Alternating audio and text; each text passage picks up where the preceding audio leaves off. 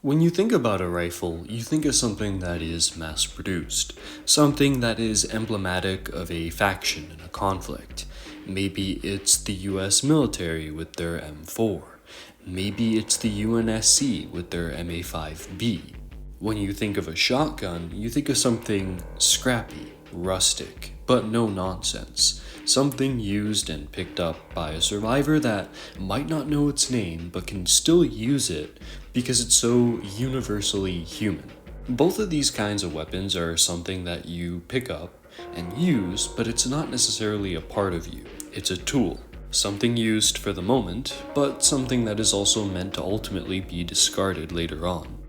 There's something a lot more intimate about a pistol, and while there are a lot of games in which you can just pick up a pistol and it is something that the main character just found and will use and eventually discard, I think there is a great opportunity within pistols when it comes to storytelling, telling more about a character, or just making something that feels like an extension of that character or of the player. So today I'm Pliskin, and we're going to be talking about the significance of signature pistols.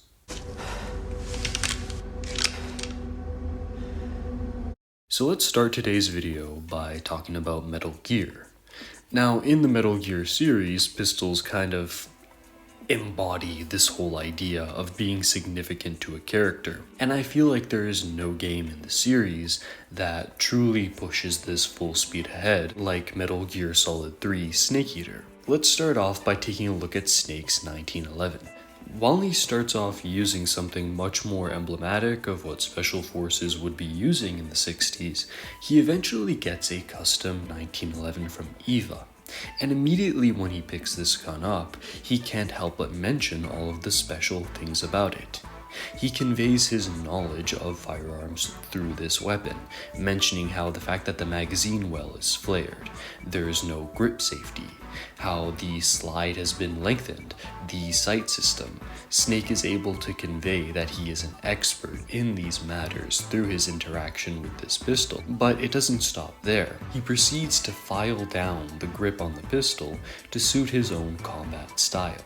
So by the end of this cutscene, not only do we know that Snake knows a lot about firearms, but we also get to see how Snake integrates this firearm into a style of combat we are going to be using as the player for the whole game, and that immediately makes this connection between the 1911 and Snake. And this isn't just another one of the guns we're going to pick up and move on with. This is a gun that will fit into every aspect of gameplay, the CQC, the stealthy headshots, or the panicked mag dumping. But it's not just Snake that gets this treatment. If anything, almost every character in this game that holds weight within the story has a signature sidearm. We can take a look at the boss's Patriot. Now you might look at this and go, Pliskin, this isn't a pistol, and that really depends on where you are in the world and what the laws say. However, for the boss's signature weapon, her signature sidearm she keeps on her hip at all times, we have an extremely shortened AR-15 with a drum magazine, the Patriot, even the name of this gun. This is someone who is deeply rooted within the US's ideological roots, someone whose very reason for fighting is tied to her country of origin. And then when we look at the Patriot and what it's capable of, it's in a class above any other sidearm we see in the game. It's the end game, new game plus unlockable. It's the most powerful weapon, perfect for the boss and everything she represents. She is the highest in terms of power. She is the last obstacle you need to face in the game, the end-all be-all, and her sidearm reflects this. If we take a look at Eva, her true nature, everything that she is, she has a very strange pistol. That's not what it seems. You think, oh, it's a Mauser, but it's not. It's a Chinese imitation. A lot of the hints about what she eventually is going to be revealed as is showcased right here with her pistol. Snake will even comment on her shooting style, saying how Eastern it is. So again, another way a pistol indicates a lot about a character's true nature. But then probably the most significant case of a sidearm being used to help identify or develop a character is with Ocelot. When we're first introduced to Ocelot, we're shown him using the Makarov in a way that isn't very well suited to it, and Snake is the first to bring up, hey, the way you're shooting, you'd be better off with a revolver. Then we see Ocelot's personality and his overconfidence expressed in this really ornate single-action army that Snake makes fun of him for. We see Ocelot struggle with the difference in capacity, and this struggle eventually becomes a strength as Ocelot becomes very aware of his capacity of the reload process, something that becomes integral to his character in boss fights, even in other games in the series. Ocelot's progression into himself, into the character we know and love, is expressed in his change in pistols. So here in Snake Eater, we have at least 4 different characters, each of which you can tell a lot by the pistols they're using. Their sidearms are an extension of themselves as a character, and their changes in sidearms, techniques of using sidearms, or even the role their sidearm plays in the sandbox tells you a lot about who these people are. Dutch de Vanderlinde is a character characterized by his ideals. In Red Dead Redemption 2, he lives in a bandit camp, however he dresses like he's high society. He's constantly going on about how the natural world is better, yet he engages in the decadence of industrialization.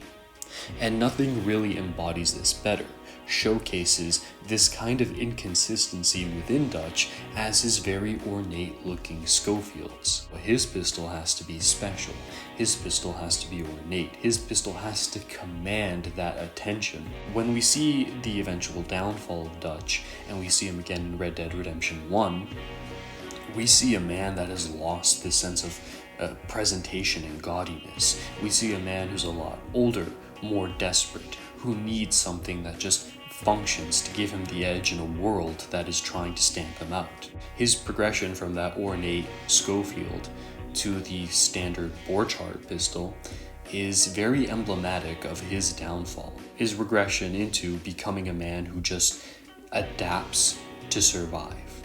We go from someone who's idealistic, who wants to prove to the world that he is better and deserving of respect, despite really not being that, to a man who just doesn't want to get stamped out. Someone who's holding on to that last ember of what they used to be. And while there's a lot of other means we can look at this change within Dutch, I think this transition between pistols is very telling of what happens to Dutch over the years. Red Dead Redemption 2 actually does a lot of this kind of storytelling through sidearms, with sidearms being an extension of the character. And I want to bring up this one moment in which John and Charles are in Saint Denis, and they're going up against the organized crime there, in which John will comment on these strange pistols that the enemies are using. You see, John is very Old West. Like Dutch, he's a man out of time. So he's still using that single action army, something that's sleek, simple, and functional. The king of the old world, the single action army was known as the gun that won the West. Everybody used this during the Old West peak. So when he comes up against enemies that are using a Mauser, something that's much more industrialized, forward-thinking, and indicative of where sidearms are going, this kind of expression of confusion helps to showcase just how the change in times is messing with John. In the Resident Evil series, there's a lot of different pistols we could look at in terms of what they say about their character or group. I mean, if we take a look at the STARS pistols, every STARS member that is significant to the story has a different kind of pistol that tells you a little bit about their character. But I want to focus on the fan favorite today, Leon S. Kennedy. If we go back to 1998, Leon is seen using a VP-70, a personal pistol. When you're going into any kind of armed forces, in this case the RPD police force, usually you take their standard issue pistol, in this case the Browning High Power. So the fact that Leon is already coming in with his own signature pistol indicates that he is someone in a position of privilege. This isn't some recruit just taken off the street. Leon probably grew up in the suburbs, has his reasons for joining the police, but feels entitled enough to go for his own choice of pistol that he's had the time and privilege to train with on his own versus just taking what he's giving and getting used to that. Couple this together with the fact that the VP-70 is a very obscure and expensive firearm, this shows that Leon is definitely coming from a place of wealth.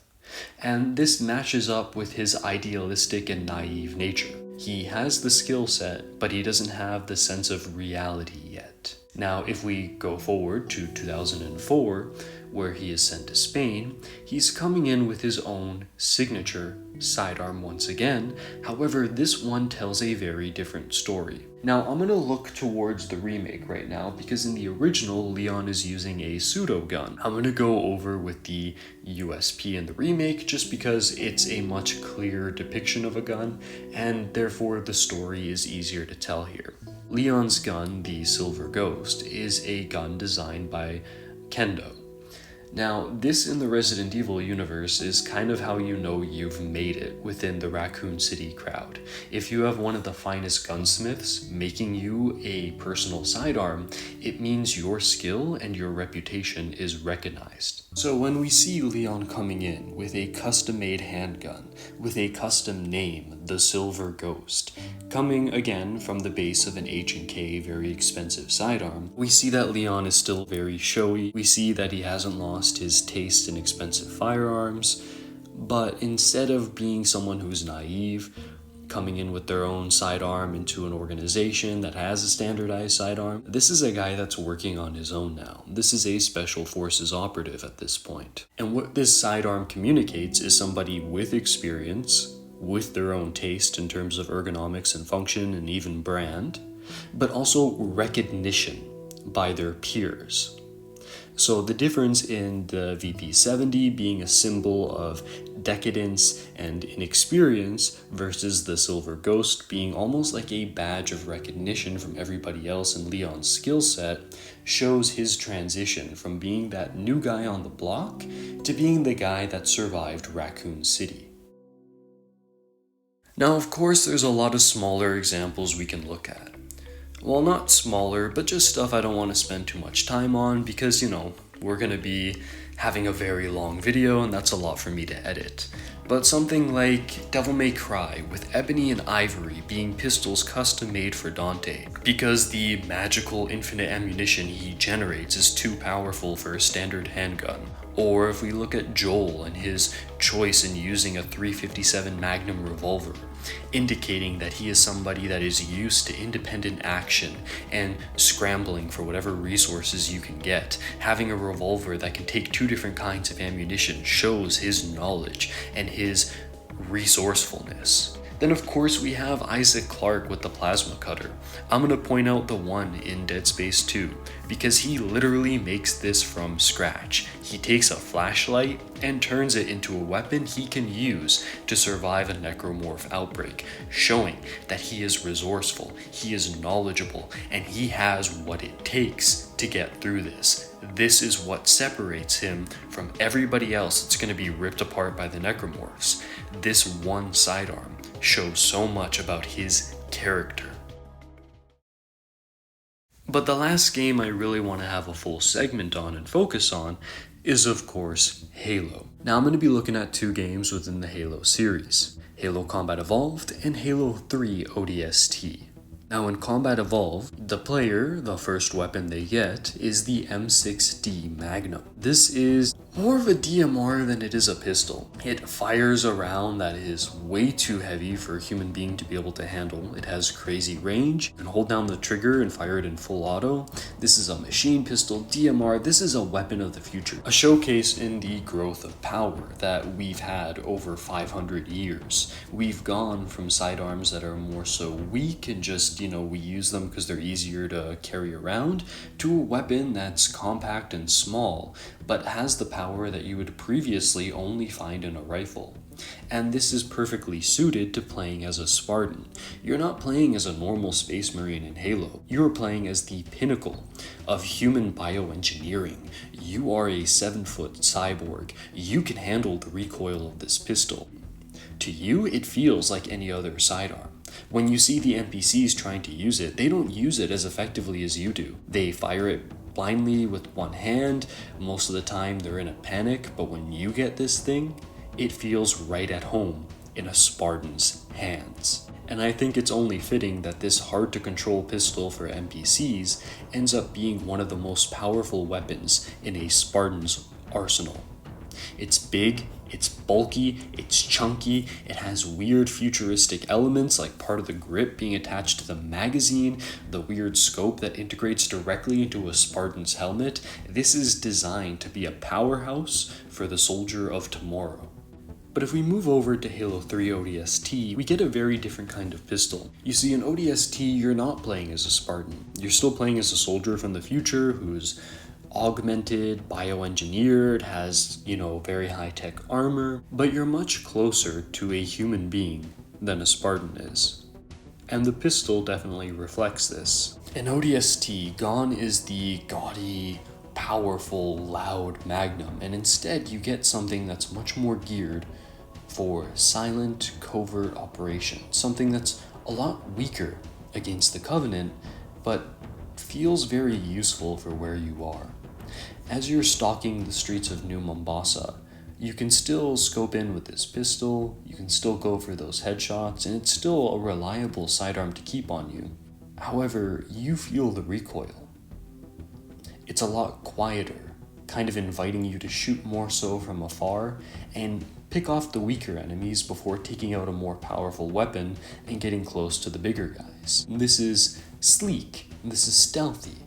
This is a weapon for a scout, a soldier who hides, a soldier who observes, a soldier who has to plan out their encounters a lot more carefully than a Spartan would.